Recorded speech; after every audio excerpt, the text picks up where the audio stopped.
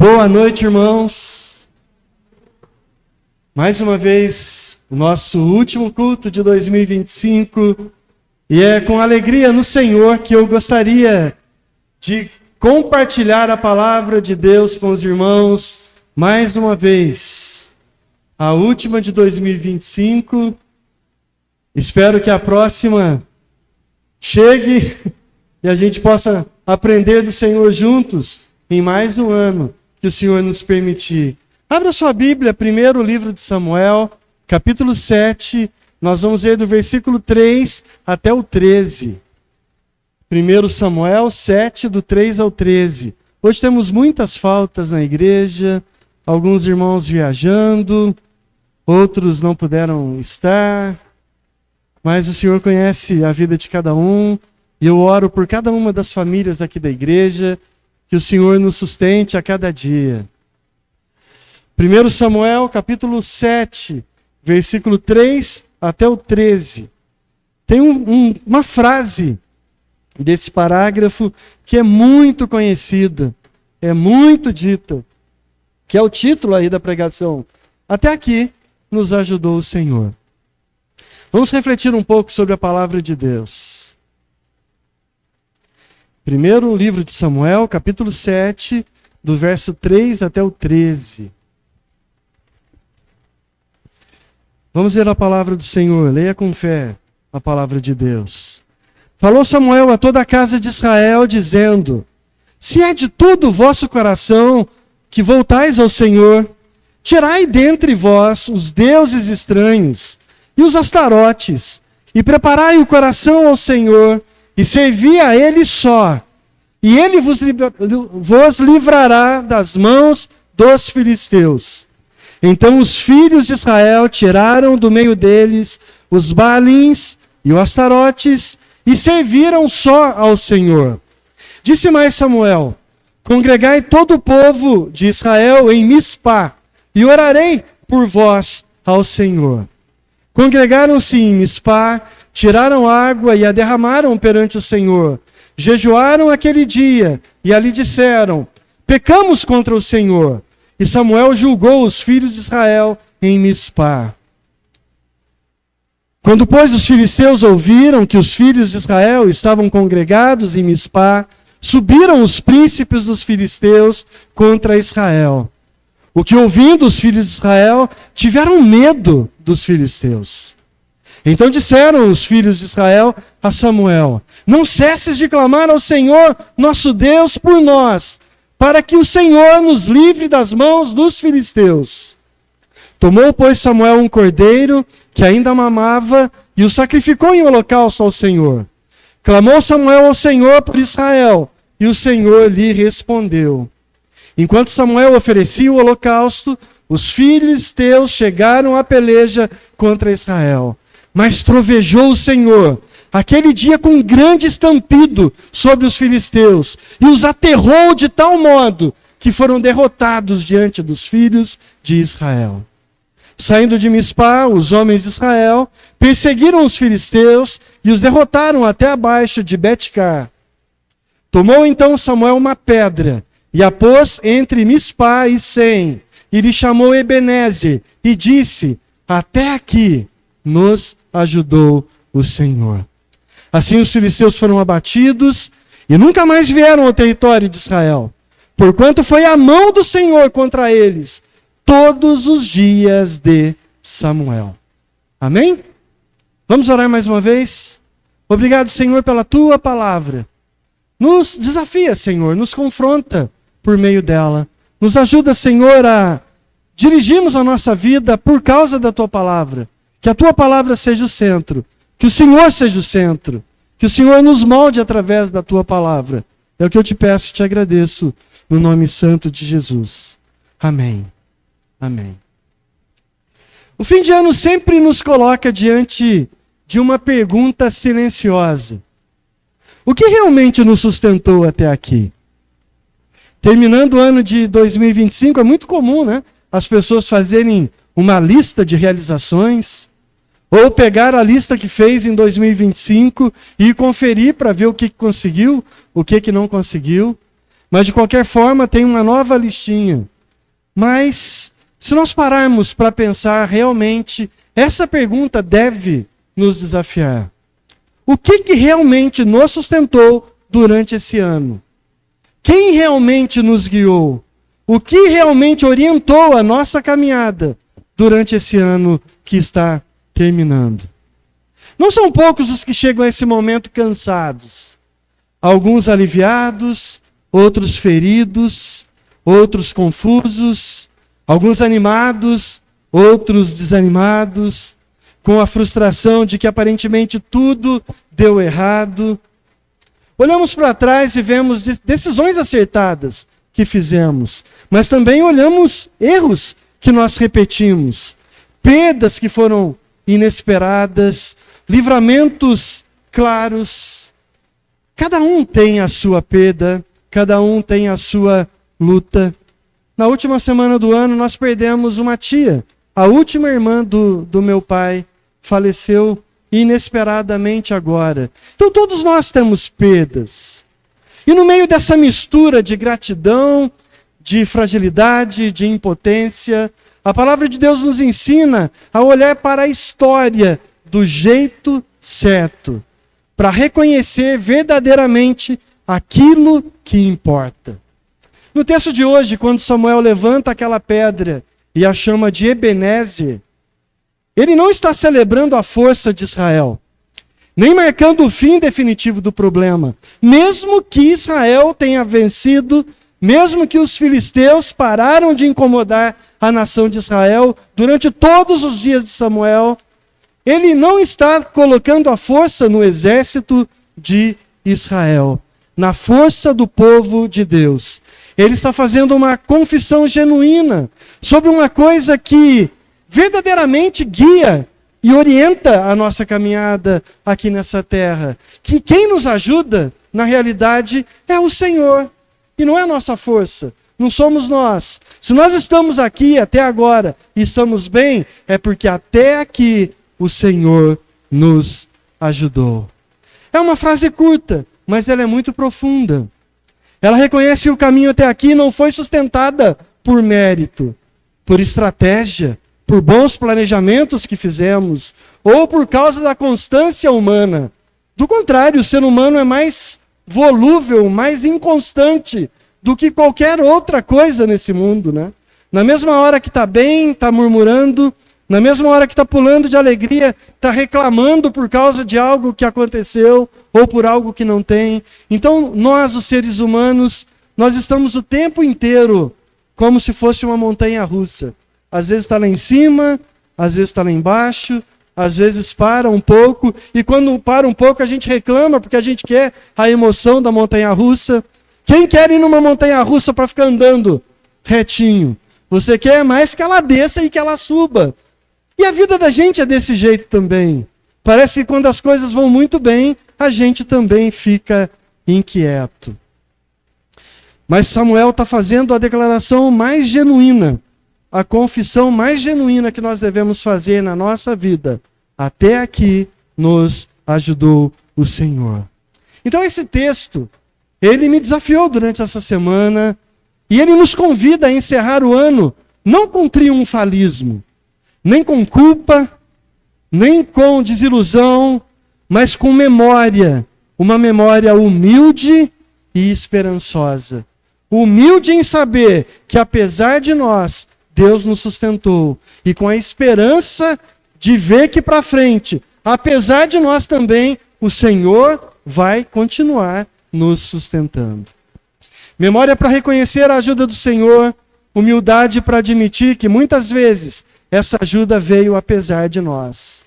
E esperança para seguir em frente, confiando no mesmo Deus que já agiu pelo seu povo no passado, que já agiu na nossa vida no passado e continua agindo hoje na vida da igreja.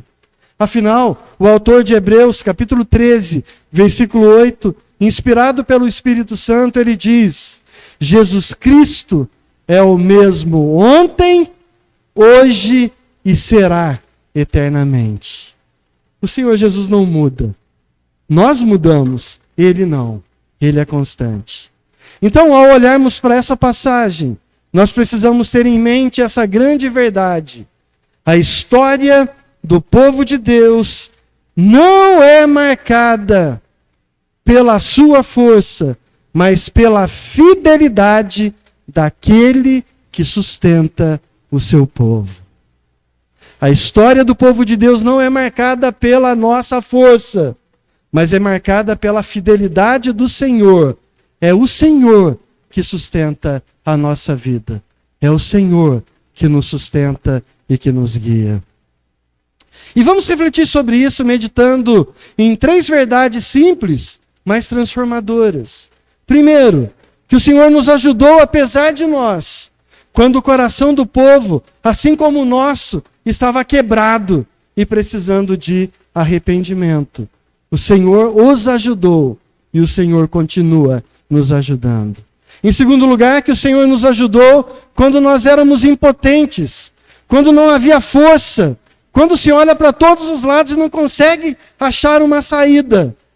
O que resta é clamar. E o Senhor ouve as nossas orações e nos ajuda. E por último, que o Senhor nos ajudou para que nós não nos esquecêssemos dele, que foi ele quem nos deu a vitória, deixando marcas visíveis da sua graça ao longo da nossa caminhada. Então, irmãos, encerrar o ano à luz dessa confissão não é dizer que tudo foi fácil, que foi muito simples. Se nós conversarmos, eu tenho certeza que cada um vai contar uma dificuldade que teve durante esse ano. Mas nós precisamos afirmar com fé: se nós estamos aqui, foi o Senhor quem nos sustentou. E Ele continua sendo o mesmo ontem, hoje, vai ser o ano que vem, vai ser para sempre. Porque Ele é Deus e Ele não muda. E é Ele quem vai nos conduzir durante essa caminhada. Se nós pararmos para entender um pouquinho o contexto histórico dessa passagem, antes de entrar nas verdades do texto, nós precisamos entender onde esse texto está situado na história do povo de Deus, na história de Israel. O cenário de 1 Samuel 7 não é de estabilidade. Do contrário, é um cenário de medo, é um cenário de insegurança, é um cenário de incerteza, de crise profunda. Israel vinha de uma das fases mais escuras da vida espiritual. A Arca da Aliança havia sido capturada, o sacerdócio estava corrompido, o povo havia aprendido da pior maneira que símbolos religiosos não substituem obediência sincera ao Senhor. O povo estava mergulhado na idolatria, o povo estava adorando a Baal, na simbologia de Astarote, na simbologia dos Baalins. Astarote era uma deusa da fertilidade, Baal era o deus da terra, era o deus da fartura, da colheita. Então, a figura feminina, somada com a figura masculina de Baal, dava a falsa ilusão de que as colheitas, quando vingavam, quando davam bons frutos, era por causa do Deus Baal que as coisas estavam acontecendo. E o povo de Israel deixava de prestar um culto ao Senhor verdadeiro e começava a cultuar esses deuses falsos, trocando o objeto de adoração, deixando de adorar exclusivamente ao Deus verdadeiro para prestar culto a outros deuses. E é nesse cenário que o povo se encontra, mergulhado na escuridão, mergulhado na idolatria, vendo coisas ruins acontecendo porque tinham se afastado de Deus. Durante cerca de 20 anos, a arca permaneceu em Kiriat Jearim, distante do centro da vida espiritual da nação de Israel. O texto diz que nesse período toda a casa de Israel dirigia lamentos ao Senhor. Isso não era ainda arrependimento pleno, mas um povo cansado das consequências do seu afastamento, sentindo o peso da opressão filisteia e da ausência da presença manifesta de Deus. Então veja bem que o povo lamentava, mas o povo não prostrava o coração. O povo reclamava, mas o povo não se arrependia. O povo chorava, mas o povo não se voltava para Deus. o pastor Augusto Nicodemos disse uma frase bem interessante sobre isso. Ele disse que arrependimento não é quando você chora, arrependimento é quando você muda. E o povo chorava, se lamentava, mas não mudava. Continuava afastado de Deus. E é nesse contexto que Samuel se levanta, não como um general, mas como um profeta e juiz sobre o povo de Deus. A sua palavra não começa com estratégia, mas começa confrontando espiritualmente o povo de Deus. Veja bem que Samuel estava como um pastor, um líder espiritual diante do povo. E a primeira coisa que ele faz é clamar ao povo para arrepender-se dos seus maus caminhos e se voltarem para Deus. E ele diz aí: se é de todo o vosso coração que vocês converteis ao Senhor. Então, o texto continua. O problema de Israel, irmãos, não era militar, era de relacionamento com Deus. O povo queria livramento dos filisteus, mas isso só aconteceria depois de um genuíno arrependimento. Porque Deus queria o coração do seu povo de volta para Ele. Está vendo que esse é um grande problema que nós vivemos também? Às vezes nós estamos tão distantes de Deus, nós tiramos Deus do centro, Deus não é a prioridade na nossa vida, a idolatria no nosso coração é muito grande, lembrando que idolatria é tudo aquilo que eu coloco no lugar de Deus. Pode ser coisas boas que se transformam em idolatria nas nossas vidas, pode ser dinheiro, pode ser bens materiais, pode ser pessoas, pode ser um filho, pode ser uma filha, pode ser o esposo, pode ser a esposa. Qualquer coisa ou pessoa que a gente coloca no lugar de Deus é idolatria no nosso coração.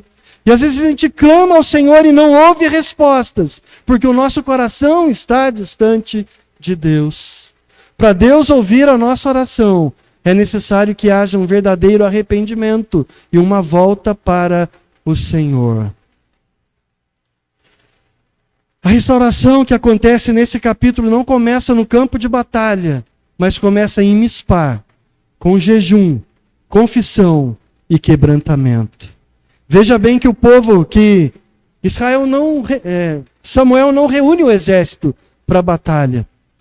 Israel conclama todo o povo para jejuar e clamar ao Senhor pela misericórdia de Deus. Lembrando que jejum não é um ato para barganhar com Deus. Você não jejua para colocar Deus na parede para dar a você aquilo que você quer. Lembrando que não adianta querer fazer greve de fome para Deus fazer a tua vontade, que não vai dar certo. Jejum não é greve de fome. Jejum é um período de adoração a Deus. É um período em que a gente abre mão das minhas necessidades prioritárias, que é a alimentação, que é coisas que são importantes na minha vida, para dedicar aquele tempo a depender exclusivamente do Senhor. Então o que o povo fazia? O povo foi declarado um jejum. E nesse tempo de jejum, nesse tempo de abrir mão do alimento necessário, o povo cai de joelhos diante de Deus, com o coração aberto e clamando pela misericórdia de Deus em arrependimento. Como se dissesse para Deus: Senhor, nós estamos abrindo mão do alimento, da mesma forma que nós estamos abrindo mão de adorar Astarote e os Baalins, porque só o Senhor é o Deus da nossa vida. Vale a pena a gente fazer isso diante do Senhor. Abrir mão daquilo que é importante, para declarar ao Senhor que o Senhor é importante na nossa vida. Muito mais do que o alimento daquele dia. Muito mais que o sustento físico dessa terra. O Senhor precisa ser prioridade na nossa vida. E o Senhor sonda o nosso coração. Ele sabe o motivo que nós estamos prestando esse jejum ao Senhor. Esse pano de fundo é fundamental para entendermos a força da frase que Samuel dirá mais adiante. Até aqui nos ajudou o Senhor. Essa ajuda não surge num momento de fidelidade exemplar. O povo não estava certinho diante de Deus. Então a adoração não precisa ser naquele momento em que as coisas estão todas bens, em que você está livre de cometer qualquer coisa que desagrada a Deus. Do contrário, é no momento de crise que eu preciso reconhecer que o Senhor Deus é na minha vida. Se você esperar ser bom para você ter uma comunhão verdadeira com Deus, você nunca vai ter essa comunhão verdadeira com Deus, porque nós nunca seremos bons. Quanto mais perto de Deus nós chegamos, mais a gente enxerga as nossas fraquezas, as nossas dificuldades.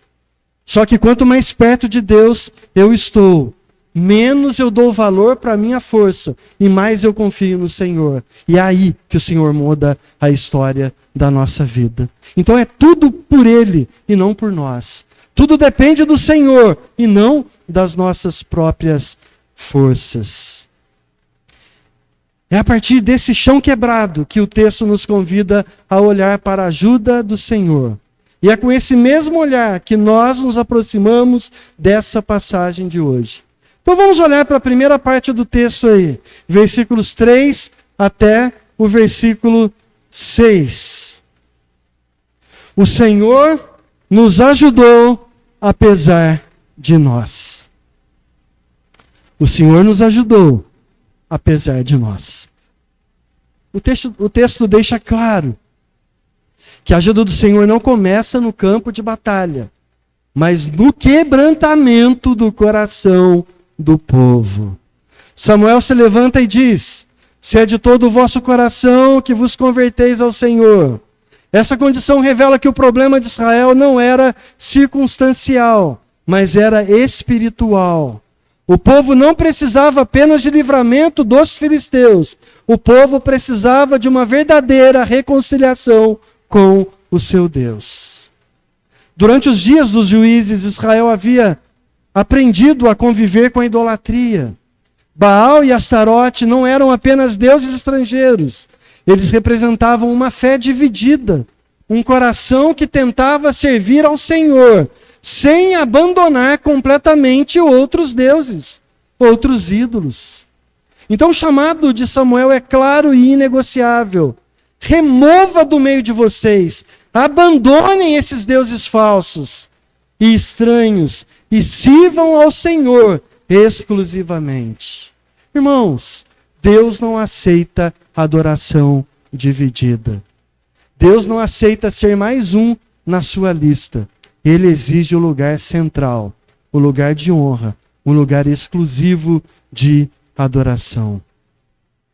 A resposta do povo revela algo importante. Antes da vitória, precisa ter arrependimento. Eles se reúnem em Mispá, jejuam, confessam seus pecados, derramam água perante o Senhor. Isso não é um ritual, um gesto mágico. Ele é simbólico. Ele representa um coração que se esvazia diante de Deus, que olha para Deus e fala: Senhor, nós estamos derramando diante do Senhor tudo o que nós temos, tudo o que nós somos. Nós reconhecemos a nossa fragilidade e nós reconhecemos que nós dependemos do Senhor. Israel não se apresenta forte diante de Deus, mas ele se apresenta quebrado e quebrantado. Está vendo qual que é a diferença de chegar diante de Deus com o nariz empinado, achando que você é bom, que você tem tudo o que você precisa, mas que você é tão bonzinho que você lembra até de Deus. Tão bom que você chega diante de Deus e fala: Senhor, está tudo certo na minha vida, está tudo bem, mas mesmo assim eu estou aqui para te prestar uma adoração. Gente arrogante que chega diante de Deus dessa forma. E a gente vê isso acontecendo. Só que, diferente de outras pessoas que a gente consegue enganar, Deus ninguém engana. Porque o Senhor conhece até a intenção do nosso coração. Nós vemos isso, Jesus ilustrando isso, Deus presente dentro do tabernáculo, as pessoas trazendo ofertas no templo, e Jesus observando e olha para todos que estavam reunidos ali. Vocês viram de quem que foi a maior oferta dessa noite? Com certeza eles pensaram: foi de fulano de tal. Ele é o mais rico daqui, né? Então foi a maior oferta. Mas Jesus olha e diz: a maior oferta de hoje foi de uma viúva que não tinha nada, mas doou tudo o que ela tinha. Doou a única moedinha que ela tinha. Essa foi a melhor oferta para o Senhor, porque ela doou tudo o que ela tinha. Então não adianta querer esconder de Deus. O Senhor conhece até a intenção do nosso coração. Eles se reúnem, jejuam, confessam seus pecados, derramam água. Aqui está a primeira grande lição que nós podemos tirar desse texto. A ajuda do Senhor, ela vem, apesar de nós. Que bom, né? Se dependesse de nós para sermos auxiliados e termos uma resposta de Deus, essa resposta não chegaria a nós. Ela não é recompensa por fidelidade exemplar, mas a resposta de Deus é graça concedida a um povo que reconhece que é infiel. Deus ajuda um Israel que falhou, que esqueceu de Deus, que se desviou, mas que agora se volta para Ele com um coração sincero, com um coração verdadeiramente arrependido. Então, irmãos, encerrar o ano à luz dessa verdade é profundamente libertador. Porque talvez você possa até pensar, mas eu não fui tão bom assim durante esse ano. Quanta coisa que eu fiz que eu não deveria ter feito. Quanta coisa que eu disse que eu não deveria ter dito. Quanta atitude que eu cometi que eu não deveria ter cometido. Será que o Senhor ainda está olhando para mim? Mas nós não podemos perder isso de vista. Que nós chegamos até aqui é porque o Senhor foi misericordioso conosco. O arrependimento, irmãos, não é moeda de troca para receber a ajuda de Deus. O arrependimento é o caminho pelo qual nós reconhecemos que nós sempre dependemos da graça de Deus. Que sem Ele nós não podemos fazer nada. Esse ponto nos confronta e nos consola ao mesmo tempo. Confronta porque expõe os ídolos do nosso coração. E consola porque nos lembra que Deus continua ajudando, mesmo no momento que nós somos imperfeitos. Se nós nos voltarmos para Ele com um coração verdadeiramente arrependido. Apesar de nós, o Senhor tem nos ajudado até aqui. Não porque fomos sempre fiéis, ou porque somos perfeitos. Do contrário, porque o Senhor é fiel e Ele não pode negar a Ele próprio. Como diz a palavra de Deus em 2 Timóteo, capítulo 2, versículo 13. Não porque acertamos em todas as nossas escolhas, mas porque a sua graça nos alcançou quando nós estávamos distantes de Deus. Nós éramos inimigos quando Ele nos comprou. Nós estávamos mortos quando Ele nos chamou e pelo Espírito Ele nos deu vida. Então não há mérito nosso. Tudo é graça. Tudo provém de Deus. Diante dessa graça oferecida a nós, nós somos chamados a responder com gratidão, expressa em arrependimento contínuo, em abandono dos ídolos do nosso coração e voltarmos inteiramente para o Senhor. E é justamente quando reconhecemos que dependemos do Senhor que nós aprendemos a dar o próximo passo. Perceber que mesmo depois do arrependimento, a nossa força ainda é insuficiente. Porque a história não avança quando confiamos em nós mesmos, mas quando conscientes da nossa fraqueza, nós aprendemos a clamar pela misericórdia do Senhor. O salmista orando diz que as misericórdias do Senhor são a causa de nós não sermos consumidos. É assim que o texto nos conduz do coração quebrado para a total dependência, do arrependimento para o clamor, a oração, preparando-nos para ver como o Senhor nos ajuda quando nós somos verdadeiramente impotentes. E é isso que o texto vai nos mostrar nos versículos 7 até o versículo 10. O Senhor nos ajudou, apesar de sermos impotentes.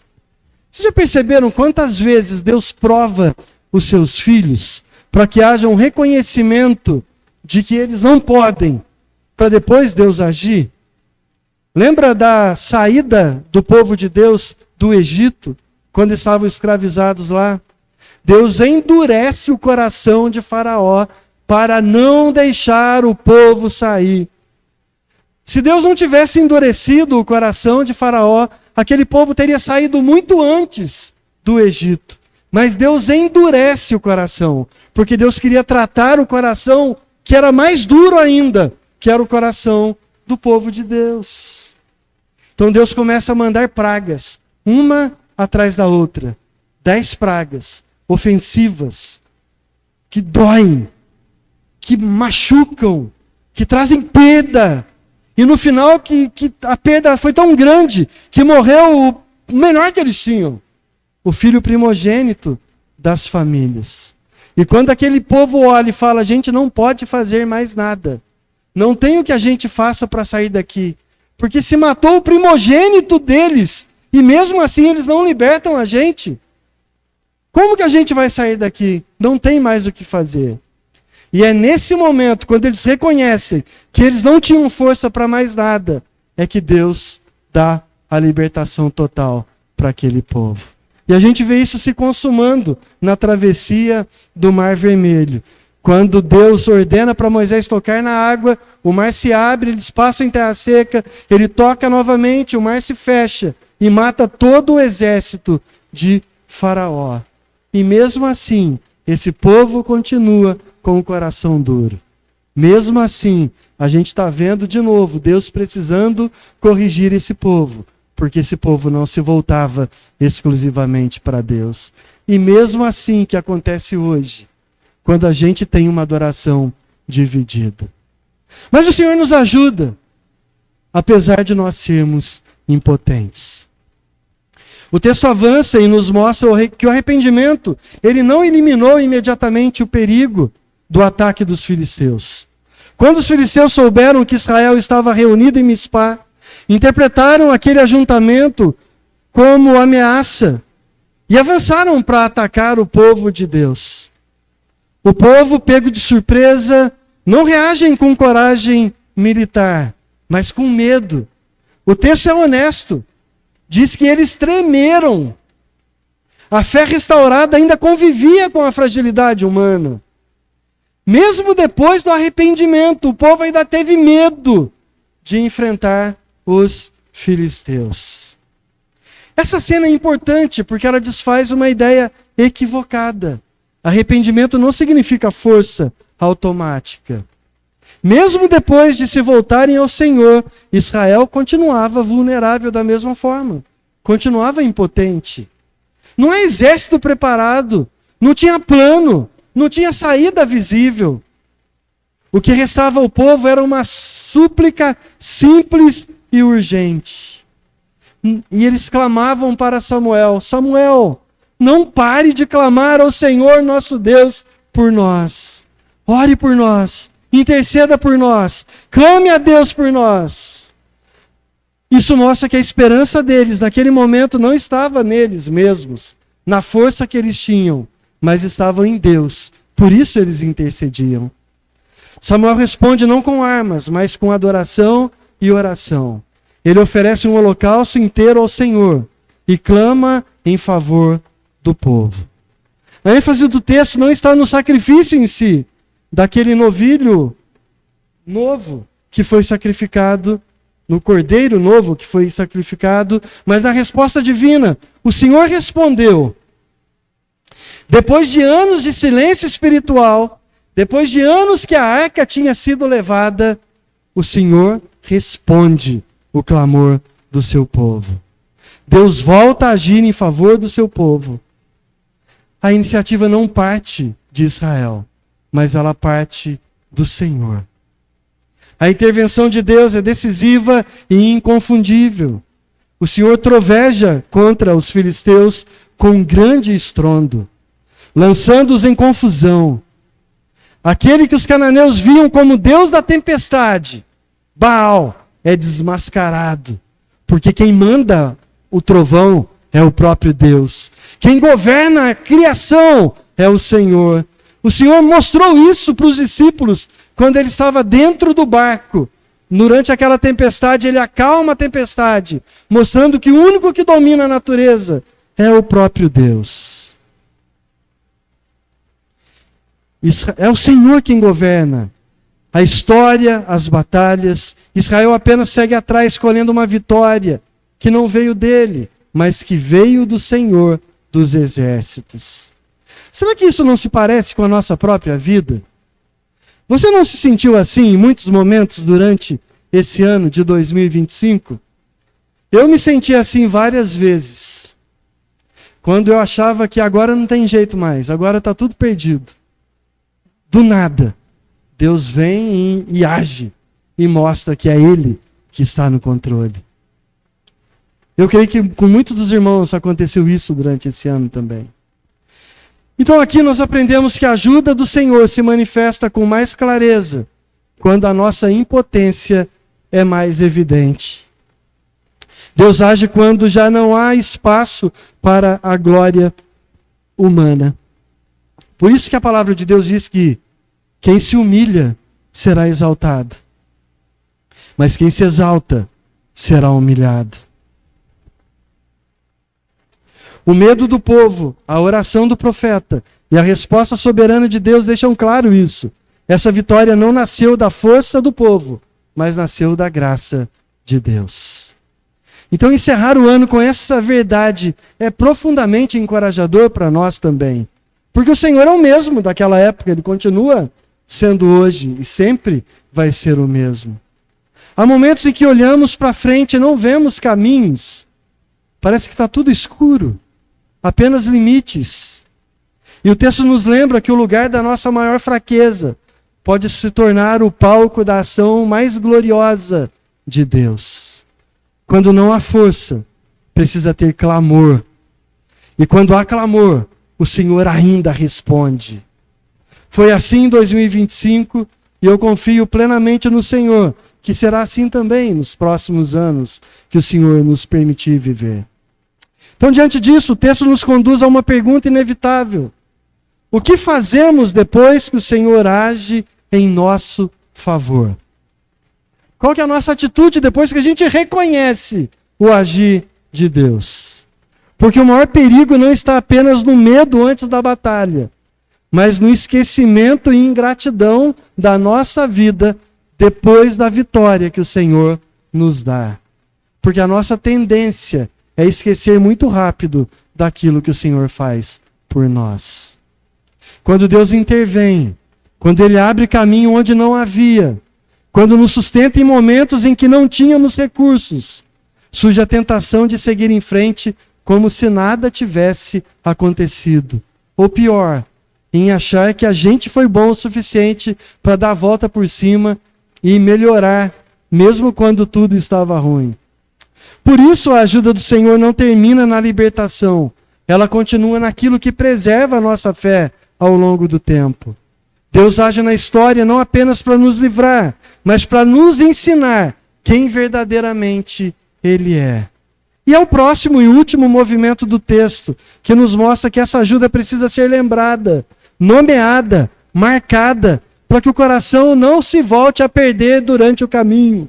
Para a gente não se esquecer que até aqui foi o Senhor que nos ajudou. Para a gente não se esquecer que a gente não é forte em nada. É o Senhor que nos sustenta. Então vamos lá. O último ponto, o final do texto. O Senhor nos ajudou para que não esqueçamos quem Ele é. Versículos 11, 12 e 13. O texto faz questão de mostrar que depois da ação soberana de Deus, Samuel interpreta a vitória para o povo. Ele ergue uma pedra, essa pedra é um monumento, como... Lembra da pandemia que morreu muita gente? E a maioria das cidades criaram numa praça uma placa de homenagem aos mortos durante a Covid. Eu não sei se aqui tem, em Extrema eu vi ali perto, na praça do cemitério, fizeram uma estátua grande lá. Se você ler a placa, está lá, em memória, em homenagem àqueles que se foram durante a pandemia. O que Samuel faz aqui é algo não para celebrar quem já se foi ou para relembrar, mas é para encorajar o povo que quando olhasse para aquela pedra, ele se lembrasse que quem ajudou o povo, quem libertou o povo das mãos dos filisteus, foi o Senhor. E essa pedra, Ebenezer, significa exatamente isso. Até aqui nos ajudou o Senhor. Não é um gesto decorativo, nem supersticioso, muito menos. No Antigo Testamento, memoriais serviam para ensinar a próxima geração a ler a história à luz da fidelidade de Deus. A pedra não aponta para o exército de Israel, mas para o caráter do Senhor. A pedra não estava escrito: o nosso povo venceu porque o nosso exército era o melhor de todos os exércitos. Israel é a maior potência militar, por isso nós vencemos. Mas a pedra era para lembrar que até aqui nos ajudou o Senhor. O próprio nome Ebenezer carrega essa ideia do texto. Até aqui nos ajudou o Senhor. Mas veja que essa ajuda não deve ser lida como um livramento definitivo.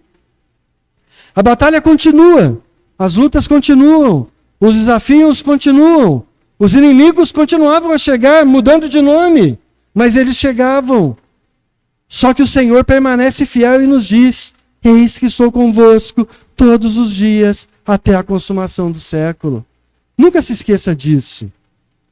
A paz descrita no versículo 13, ela é real, porém ela é temporária. Os filisteus voltarão em outro momento. Isso é crucial para entendermos o propósito do memorial. Ele não existe para garantir um futuro sem lutas, mas para lembrar Israel quem governa a história enquanto as lutas continuam. O texto também deixa claro que a vitória não pode ser dissociada do agir soberano de Deus. Nenhuma vitória acontece se Deus não permitir que ela aconteça. O povo persegue os filisteus, mas apenas depois que o Senhor os lança em confusão, que eles conseguem a vitória. O memorial, portanto, protege Israel de duas tentações recorrentes. A primeira da autoconfiança e a segunda do esquecimento. Sem memória naquilo que Deus faz, o povo volta a atribuir a si mesmo aquilo que pertence exclusivamente ao Senhor. Então aqui vai um lembrete para nós. Nunca se esqueça daquilo que o Senhor tem feito na sua vida. Nunca se esqueça dos benefícios que o Senhor tem provido na sua casa, na sua mesa, na sua família. Nunca se esqueça. Nunca se esqueça, para você não correr o risco de ser ingrato diante do Senhor. Ao levantar aquela pedra, Samuel está dizendo ao povo: não deixe o tempo apagar na sua memória aquilo que Deus faz. A fé não sobrevive apenas de experiências, ela precisa de lembrança instruída. É por isso que nós lemos a palavra de Deus todos os dias, porque ela nos faz voltar para Cristo. É ela que testifica de Jesus. O Ebenezer transforma um evento histórico em confissão contínua.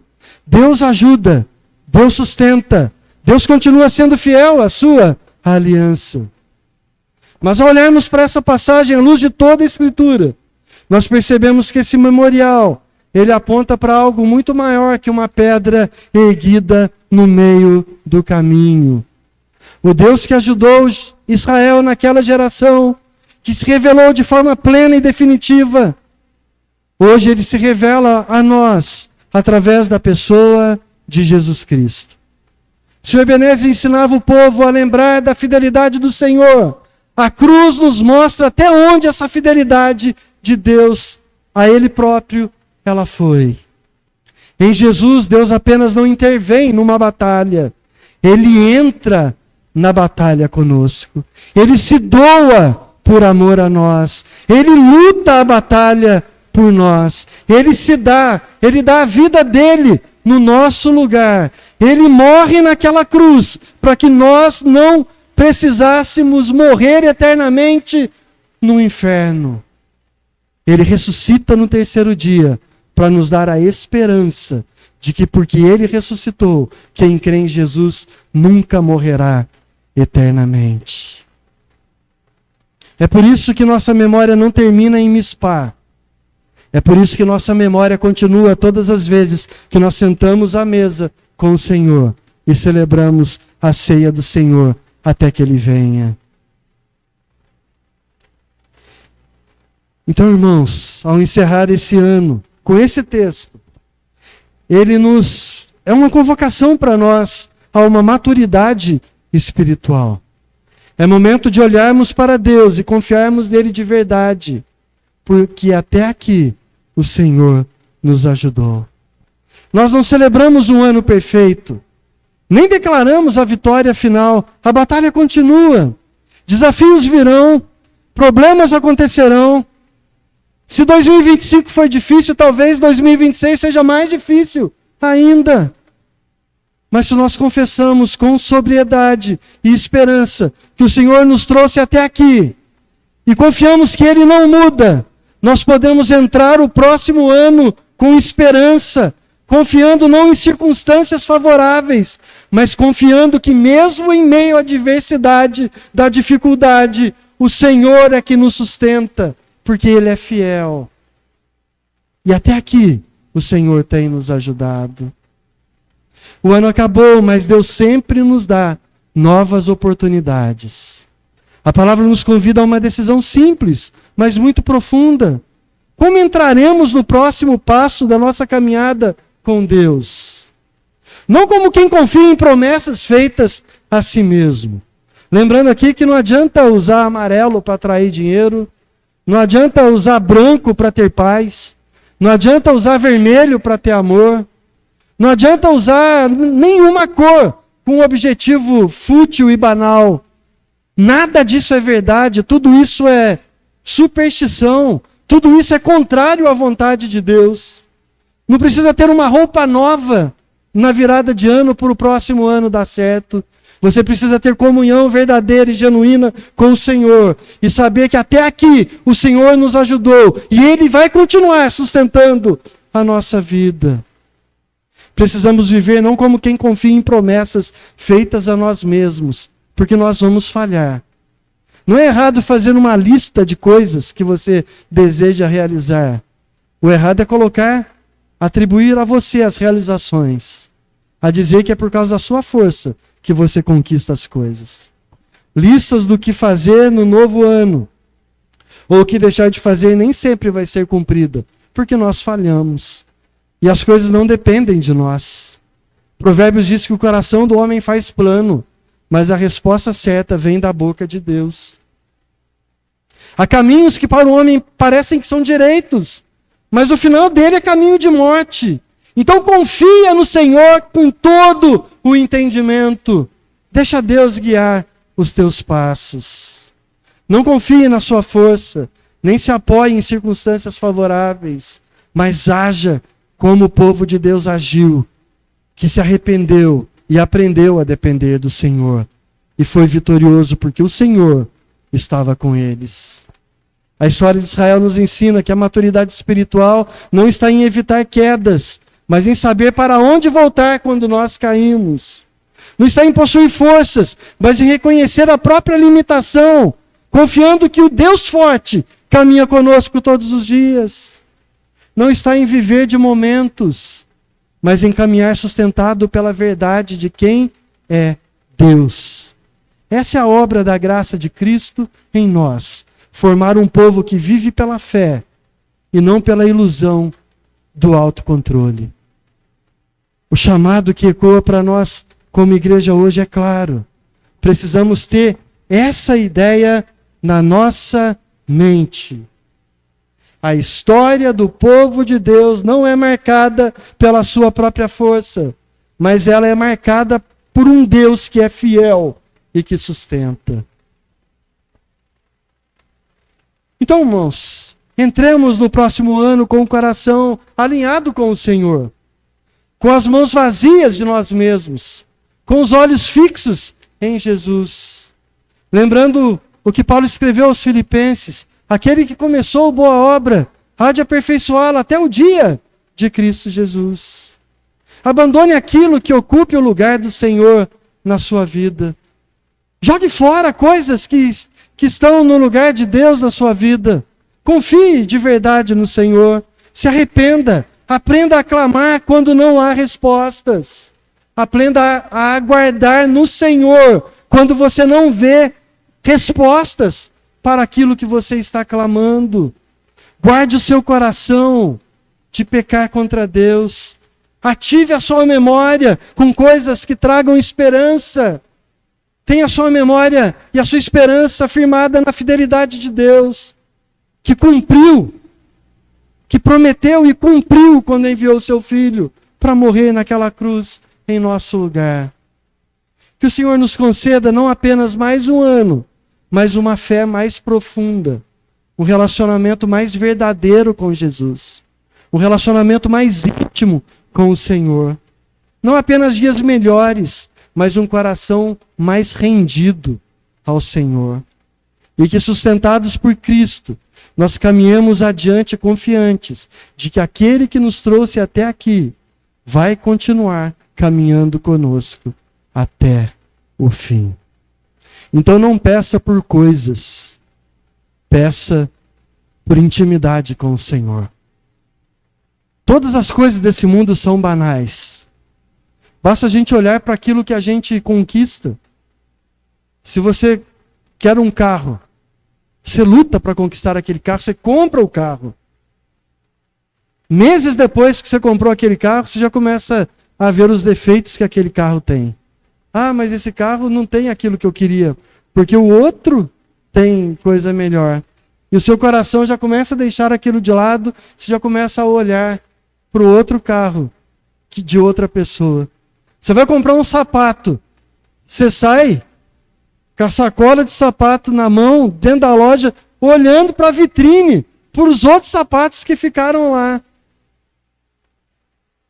Se você ganha 10, você quer ganhar 15. Quando você passa a ganhar 15, os 15 ainda não são suficientes. Você quer ganhar 20.